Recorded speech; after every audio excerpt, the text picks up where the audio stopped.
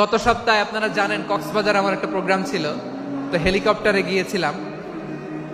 ফেনী জেলা যখন পার হচ্ছি আমি দেখলাম 3টা উইন্ড মিল চিনেন তো, বিশাল পিলার, 3টা 4টা পাখা থাকে।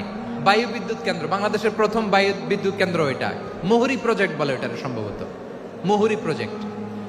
তো সাগরের বাতাসের ঝাপটায় এটা ঘুরে এনার্জি হয়, ইলেকট্রিসিটি উৎপাদন হয়।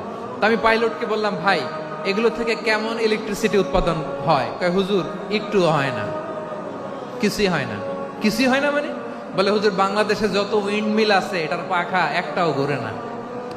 আল্লাহ, বলেন কি? তাহলে যে কোটি কোটি টাকা ব্যয় করে যে উইন্ডমিল, কয় হুজুর ভিতরে ফিটফাট, উপরে ফিটফাট, ভিতরে সদরঘাট। তার মানে কোটি কোটি টাকা দিয়ে এই উইন্ডমিল বানায়, এখানে কিছু নাই। দুর্নীতির আড্ডাখানা, আখড়াখানা বাংলাদেশ, ঠিক কিনা বলেন?